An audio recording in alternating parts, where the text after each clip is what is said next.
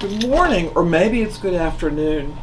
I want to say thank you first to Parkwest and to Peninsula and to the Tennessee Suicide Prevention Network. It's such an honor to be on the program with Dennis Gillen, our featured speaker, as well as all the other presenters. And I want to say hello to all of us in some way connected because we are suicide survivors. Thank you for doing all that you're doing by having this program and each individual one of you to help gentle the day of Thanksgiving, which can be a really rough day. I remember my first one, and second one and third one. So thank you for helping us make it through. It's difficult to celebrate sometimes a wonderful favorite holiday when there's a big hole at the table, which maybe is the person who was the biggest eater, or the biggest laugher, or the biggest and greatest teller of tall tales. So we're missing things. Today, what I'm going to do is share with you some of my journey and also share hopefully some tips that have helped me. And instead of calling them tips, I like to call them companions, things that have gone along with me on my journey for the past, well, as you'll see, it's been about 23 years. Okay, let me start telling you how my journey began. 1998, some of you weren't even born. 1998, 7 of November, Saturday night, the doorbell rings.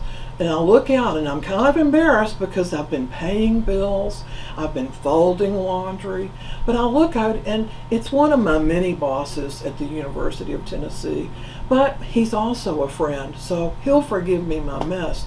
But I think it is unusual that he's just appearing without working it out before. He's just there. But I went to the door and thought, well, maybe they want to talk about the homecoming game. I've been watching it. We had a great team that year. Remember when we had winning teams? This was the year that we beat Florida, and the score was 23-16, and we won the national championship. So maybe they wanted to talk about the homecoming game. Lee was my son, who was a student at the University of Tennessee, and Phil and Nancy knew him. And he loved the team. He loved winning, like most students in college. But Lee wasn't like all students in college. And he didn't get to watch that championship game. Phil and Nancy walked in, and everything still just felt off. Maybe Phil needed my help with a problem at the University of Tennessee where we both worked. As you know, he was one of my many bosses. But they didn't want a bourbon to celebrate the game. They didn't even want a Diet Coke or tea or coffee, and they didn't even want to use the bathroom. They were just kind of standing in the living room, just sort of standing there, shoulders hunched forward. I didn't get it. They seemed to be waiting for something. Suddenly it hit me, just exploded in my chest. Phil was Vice Chancellor for Student Affairs. Sometimes we teased him and called him the Angel of Death. He had to visit a lot of families' homes. He had to go to a lot of funerals. He couldn't tell me. I was his friend. He had done this dozens, hundreds of times before, but I was his friend, and he didn't want to start me on that road that was going to be dark and deep and sleepless. He knew what I knew, and that he knew that I would come to realize it if I just was given a little time. So we all stood there. He thought it would hurt me less. He couldn't say the words. Friends will do anything to try to protect you, not even say the words. All this was 23 years and a few days ago. Lee was 1 month shy of 20 years old. I nearly fell to my knees, and Phil and Nancy held me up. Phil and I had tried to save Lee several times in the past year. I should have known immediately why he was coming. But you know, hope does spring eternal, and I guess denial does too. So my journey began. It was broadcast on the local newspaper the next morning, Sunday morning, and in the Daily Beacon, the UT student newspaper, on Monday. Almost immediately, there was no privacy to my grief. Within days, I spoke to my classes and tried to answer their questions and appear peaceful and strong for their sake, while I was trying to cover up why I really wasn't coming back for 2 weeks. I told them I just was going to take a little time off. It was really so I could practice not hating them. And I loved my students, but they had oxygen in their lungs, and Lee was now only ash. I worried that I could no longer work at UT. People might not respect me. They might pity me, or they might think I'd been a terrible parent. They might not want to work with me anymore because they didn't really know what to say or how to say it, and they couldn't look at me directly in the eye. Could they still trust me? Maybe I was crazy too. They might think that. All of these things did happen, but I had to stay here because my other and youngest son, Luke, was here, a junior in his and his brother's high school, West High School, and being with his friends, surrounded by their friendship, was important, particularly important now. Even when, on the following Monday morning, right after Lee's death on Saturday night, over the school loudspeaker, it was announced not that Lee had died, but that Luke, my living son, had died over the weekend. Luke was sitting in his class not quite knowing what to do, and all of his friends in that junior honors English class were looking at him stunned. The teacher was shaken. A close friend of Luke's, we can't remember who it was maybe Chad or William, but looked at the teacher for permission to get up, and she nodded, and he walked over to Luke's desk, my living son's desk, and he sort of put his hand out and he said, "Luke, you look totally alive to me." Well, there is some soft laughter in the room, and a dose of even the littlest bit of laughter at the most inopportune moment is better than any penicillin or any ice pack. So we were going to stay, and I had wonderful colleagues at UT, even if some of them now did pity or distrust me. And the fact is, I had to stay here because this is where my memories of my son were, and you all may have experienced this too. I bet you have. I could hear him bounding up the stairs or down the stairs. I could hear his loud music booming from the room. I could hear his loud laughter, which I now was beginning to realize was maybe too loud sometimes. The jokes he and his brother Luke, remember, is living Luke, the jokes that he and Luke had played so successfully at me, I remembered as well. Like the time they called me at my job at UT, not laughing, being very straightforward, to tell me that a giant model airplane had crashed into our yard, into the driveway, exploded, and it was a big fire. So services were held. Thank you notes were being written by me and my friends. The flowers were being enjoyed and appreciated. The food was being eaten by most people. The journey was beginning. Luke and I were staying right here, so we began our first awkward steps. Along the way, here are some things that helped me. Good companions on the journey. Now, I do want to say they may not help you. We all grieve differently, and we all deal with this terrible loss differently. But I'm hoping that something that I will share will help you as you travel your journey. So here we go. My first bit of advice, the first companion, is do something. Start a scholarship, for example. Do something that will help fill the hole in your heart and will help the world. My second suggestion is do something. Collect stories. Tell your friends. Ask them to tell their friends. If they can tell you something that you think, that they think your lost one would not mind being shared with you. When you hear stories about the person that you have lost, he or she changes and moves in your mind and in your soul. So storytelling is a wonderful thing. Not until the last story comes in are our people that we've lost really immobile. Nor are they really totally dead and unchangeable.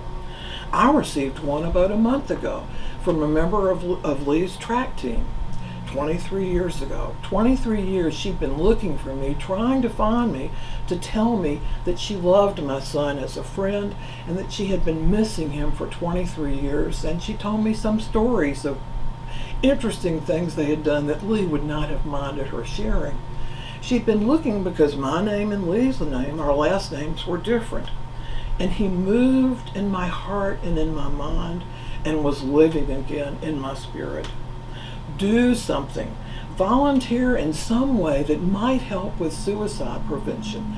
A suggestion, which you'll hear about several times today, is to take QPR training, question, persuade, refer. The Tennessee Suicide Prevention Network offers dozens of these every year. And it's a way that you are, particularly if you're a survivor of suicide, fit, because you will be determined to save that young person or that 85-year-old person, because you know we don't want to lose any more people to suicide. And all you have to do is be trained to become a gatekeeper. And what you do is you ask questions, and then you do what's very hard for a lot of us. Listen carefully to what they tell you and how you might help and intervene. Do something. Write. Now, you may or may not know that I'm a writer, and I'm writing a couple of books, and one is about my son, because I don't want another family to have to go through what I have. And I don't want anyone to lose another son, sister, brother, next door neighbor, colleague. Now, that's a big goal, but that's the goal behind writing this book, and it makes me feel better to write. Or instead of writing a book, you might start with writing lists. And writing lists and writing books, it's basically the same thing in what it will do for you on your journey, because it takes things that are deep within your core, moves them out, and you can see them differently on the screen, on a piece of paper. You can see them and understand them differently. And you may find that it's very helpful to you understanding what happened to your person that you have lost. Okay. So one of the lists I would suggest you start on is the one you've already started on, and that's a list of those to blame. Now, but you need to remember that if you're starting on a list of those to blame, there's a balance to that. And you're also going to start on a list of those to forgive. They're the same people. Now, I had over 100 names on my list, and I stopped at that. I thought that was really plenty to have on my list. And it was a long list, and it could have been longer, but my name, of course, was at the top.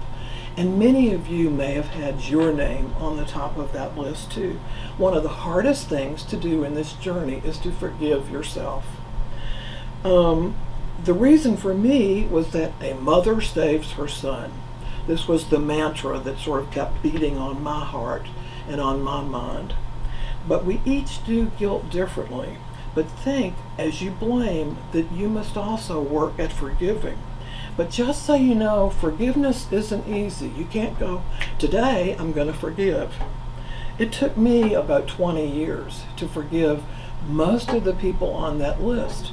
And I'll tell you, there's still 3 names on that list. And if you struggle with having some names on your list of blame and can't move them over into the forgiveness category, this might help you. It helped me. A friend shared with me a couple of years ago. Had to wait a long time to learn this. If the person doesn't want forgiveness, you don't have to forgive them. If the person has never asked you or anyone for forgiveness, why should you give to someone something they don't care about getting? Well, it sounds sort of harsh, I know, but it helped me a lot to realize that these 3 people had never asked me for forgiveness. And lucky for them, they are still alive, because I do believe in the commandments, thou shalt not kill. And if they ever seek forgiveness from me, I will give it to them immediately, because Lee thought that they loved him, and he loved them. He thought of them as his friends. To tell you the truth, I'm kind of hoping they never ask me, because I will have to forgive them. Okay, there are more lists that might help you on your journey. So we've got blame and forgiveness. Here's another pairing. This one is what you did right as well as what you did wrong. The night Lee died, I started working on a list of what I had done wrong and why this was my fault and why I was at the top of the list of blame. But it hit me, maybe I should also make a list, and this was longer, later, not that night, of things that I had done right. Didn't I give him the birthday party he loved at the game place? Now, he didn't love the one with the magician and cried his way through that, but I learned from watching what brought him joy, how to bring him joy. So I think if each of you survivors will think what you did right, you will be doing an important thing for you and for your journey. And as you begin to release that band of guilt and blame, it helps you to move forward into the world. You know, the tightest band around me was the one I've already mentioned to you. A mother saves her son. You've heard me say it. But through list making, I began to accept that he had made the choice to leave us. I didn't make it. And it wasn't despite me or because of me. It was his choice, not mine. And I was able to begin walking forward in a freer way. Okay, my next step on the journey, and maybe yours, is how you're going to deal with all you know and all you do not know. Now, some of us are questioners. We become detectives, trying to figure out the whys surrounding the loss. Others of us leave well enough alone. And some of us believe that it's not our right to know anything. Those are very different ways of dealing with this loss. None of those ways is wrong or right, but they're very different. And if we're all trying to live together in the room of memory, we have to be thoughtful of one another and our differences and somehow work out those differences. As you have no doubt guessed, I turned into Nancy Drew, girl detective, instead of Nancy McGlasson, single mother and career woman. Some families, though, do not ever speak the name of the lost person again. It's too painful. My way is to seek, hoping that the second phrase of that line will come to, and true, and ye shall find. I've found a lot. I've learned a lot by my seeking, but it was for me that I was doing it to try to understand why I had lost him. It may not be for you. Don't do it if it's not. But it's also important to know that if you do become a Nancy Drew girl detective, as I did, some of the truths that you're going to learn are going to hurt. And it's also true, I think, that some of the most hurtful truths are the ones that help us the most, after all. Example, my therapist told me that I was no longer the center of my son's universe. Now that really hurt. But she was absolutely right. It would have been totally age inappropriate for me to be the center of a nearly 21-year-old young man's universe. But it hurt. But, again, many things that are true do hurt. I wasn't the center, so therefore I couldn't be the only reason that we had lost him. It was a good thing for me to learn, and it was the way that I did learn that it wasn't all my fault. It was the beginning. Another obvious companion on your journey is your health, and you must not forget it. You have gone through a tremendous shock. Now please, I don't want to embarrass anyone with this, but it's a true story. So I went through menopause in 1 hour, that first hour when I learned about my son's death. I'm just offering this little story as an example of the physical shock that we all go through when we lose someone to suicide. We absorb a huge amount. Another example, Lee played a last joke on me. A few days, maybe it was a couple of weeks after he died, I noticed something unusual. There was a white streak developing in my hair. I had black hair at the time, and there was this white streak in the new hair that was coming, sort of like a skunk. So I thought, well, what was dark is now going to be white. Okay, I said to my memories of him, this was a good one. Go on and laugh. I don't blame you a bit. So taking care of yourself involves not only physical care, but also mental care. Go to a therapist, go to a support group, at the very least to talk to someone whom you trust to get help. You have a heavy load and you can carry it on your own, but why carry it on your own? Why not get help so that the weight is off sooner and your heart is freer sooner? This next one, the help on the journey, might be my very favorite companion, for she sometimes brings moments of joy instead of sorrow, and hope instead of I can't go any further. And those moments are rare, so pay attention, be mindful, watch for messages of hope and healing. Some of you are going to think, well, she's really, she's a mother who has lost it, and probably I have. But there are, I believe, if you pay attention, and many of these are in my book, there are stories about mindfulness and the peace that it can bring you. Music, for some reason, and electricity and colors are some ways that our lost ones, I think, and again, you can chuckle at me and I totally understand why you would, but why our lost ones try to let us know they're okay and that we ought to be okay too and get on our way to being okay. Remember that you should be open to the possibility of coincidence. A priest friend of mine said, coincidence is God's way of working miracles anonymously. Now, as smart as she was and is, she got that from Albert Einstein. So scientists are with us too. But you have to see and accept these messages in order for them to help. Watch. Be ever open to hope. Be aware that she was in the bottom of that box with all those horrible things that Pandora, by mistake, let out. Hope is there to keep us company. Now, you might feel more comfortable being hopeless. In a way, I think it may actually be easier to be hopeless, but just don't give up. And while having hope might be more work, it is also happier work. You know that. It's also better for our hearts. Okay, I want you and I need you to say something to yourself. No, better yet, let's say it out loud. And this is something that you haven't said to yourself maybe, and it's time. It's time for you to say it. First of all, think what kind of a descriptive noun describes who you are in relation to the person who's been lost. I was Lee's and still am Lee's mother. You may be his cousin, or your lost one's cousin or sister, or godmother, or member of the church choir, or colleague, or was in Boy Scouts or Girl Scouts together. Think of what your descriptive noun is. And now, I want you to say a simple thing. And remember, often I'm talking about practice. We have to do things intentionally, being mindful, for example. Now, I want you to practice saying this.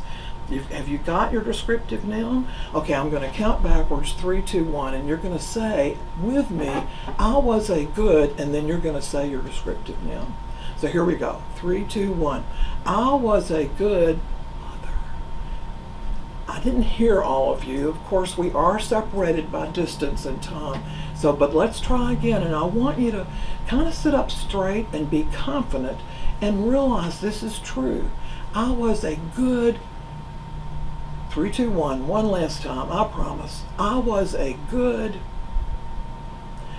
And the thing is, if you do this, you'll start to understand that it's true. And you were a good mother or a sister or a member of the scout troop, and you did the best you could. And that's all any of us can do. Fortunately, for most of us, we're not alone, and we have friends and family. So if you have family members, close friends, therapists, members of your choir, church, synagogue, or other spiritual group, people in the gym, colleagues at work, accept their help when it's offered. Even if you're one of those people like me who is going to do it on her own, I don't need anyone's help, and it's just better if I just do it on my own. That's the way I've always been. But I and you, many of you, unfortunately and sadly, have experienced a grief unlike any grief. It's the worst grief, the worst sadness.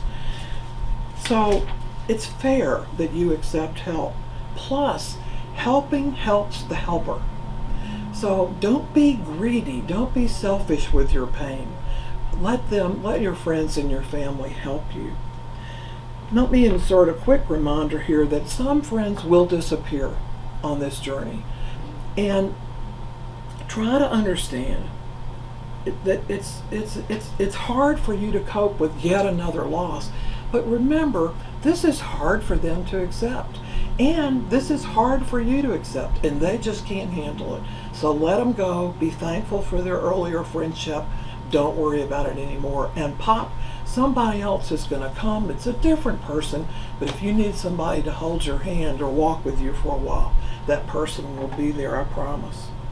Now, friends can also help you with the unexpected things that happen. And believe me, we must always prepare for the unexpected. They can also help you process these unexpected things because they loved him or her, your lost one, and they love you.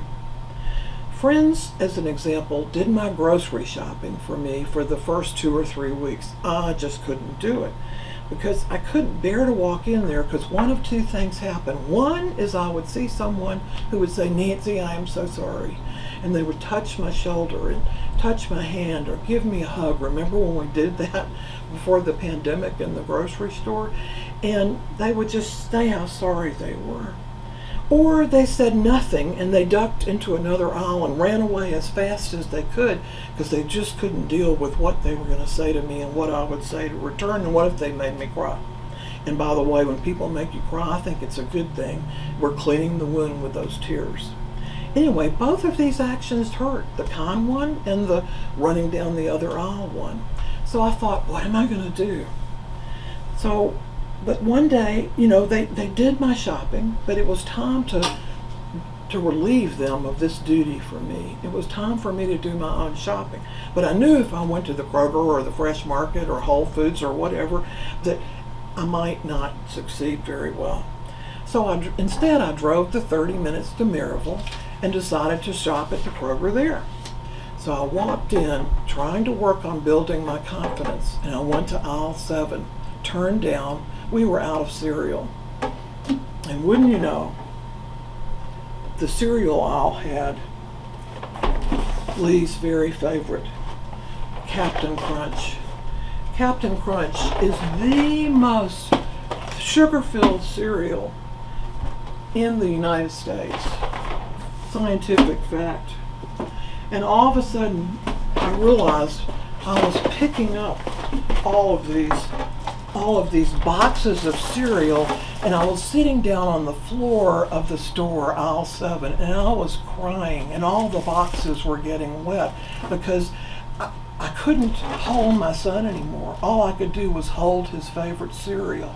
Even the Christmas Crunch, his absolute favorite, which by the way I had to order from eBay because they're not making it anymore. I guess it's too high in sugar. But all of these cereals were here, but he was not. I thought that maybe there was another loudspeaker that was going off, and this time in the Kroger, and it was saying, "Warning, warning, aisle 7, woman down, holding," and that's probably Lee playing a joke on us, don't worry. But holding, she's down, she's sobbing, and she's holding all the Captain Crunch she can hold. I didn't hear a message like that, but that all cleared out and there was no one there, just me and the Captain Crunch. My friends helped me to understand why I was so upset about the Captain Crunch and why it was important for me to have that moment alone with it, and why I still try to find Captain Christmas Crunch and give a box to all of the children that I love today. Friends are helpful. But eventually, I had to stop going to Maryville, though I did practice going and buying Captain Crunch and not crying. Practice is always good for us, a good companion on the journey. Force yourself to practice. But like everything with high risk and difficult, you have to keep trying, making it harder. So it was time to go to my local Kroger. Now, I would cry sometimes when I went to the Kroger. I had become a weeper, but it was just another part of my body, like an arm or a leg or an eyelash. Tears were just part of who I was. I could even pick a cantaloupe out while I was crying. I could do anything while I was crying, and people that knew me were getting used to it. Now, People are kind, though. People I did not know would help me and would reach and try to find the best cantaloupe and give it to me. And they would look at me with empathy and sympathy, and I would look at them with appreciation. We would both smile in thanks for each other. So 2 last quick suggestions for your journey. First, wherever you are, somehow take him or her with you if it feels right to you. For an example, take him with you or her in with you into the future. As an example, most of my family have some of Lee's Christmas tree ornaments, and they put them, the ones that have a child's name on them with Santa Claus or a sleigh or a snowman, and they put them on their tree. And I've noticed when they send me pictures of these trees and with Lee's ornaments on them, that he gets really expensive tree real estate right up there at top with the angels and the star.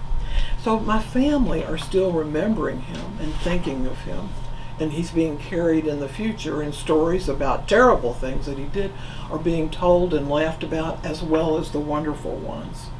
Friends celebrate his birthday with me. We eat chocolate cake. It was his favorite, and really it's mine too.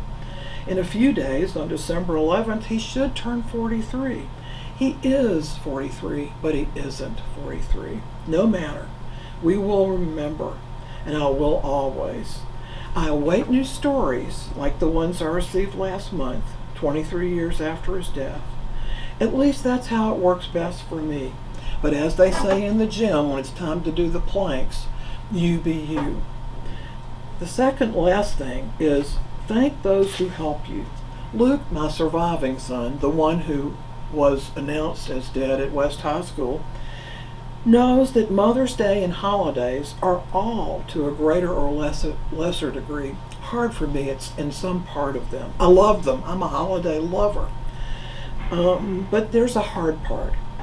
Still 23 years later, and I hope that he calls me all day long. He is very kind that he calls me first thing in the morning, which he never does, so I don't have to hope that he calls all day. He doesn't hardly, please excuse that English. He hardly ever tells me that he loves me. He's not that kind of person. He's an actions speak louder than words kind of person. But he works very hard to tell me, or at least give me a hint on those days. And I thank him, and I thank him again. Thank your friends and family who have been on this journey with you, and your colleagues, or anyone who has been kind, and thank them again. It's hard for us all. And it's hard because the person we lost matters as well as mattered. So it's not just the past tense, it's also the future tense and the current present tense. Yes, he matters still. Yes, she matters still. So they may not be physically present, but as a person who loved and loves you, they are a companion on your journey as well, somehow, as in the spiritual realm. I'm sending you all of my good wishes and hopes for your peace and your gentleness with yourself on this wonderful Thanksgiving that's coming to us. I'll also leave you with what Lee would have said to you. Now, he was a tech guy, he was a science guy, but he was also sort of old-fashioned. And Lee would have said to you, farewell. I hope you will fare well. And we both say to you, Happy Thanksgiving. Remember that your loved one was once here with you, and be thankful for those good memories, and I hope there are so many of them. And I'll just bet that he or she, your lost one, is wishing you a happy Thanksgiving too. Bye, everybody.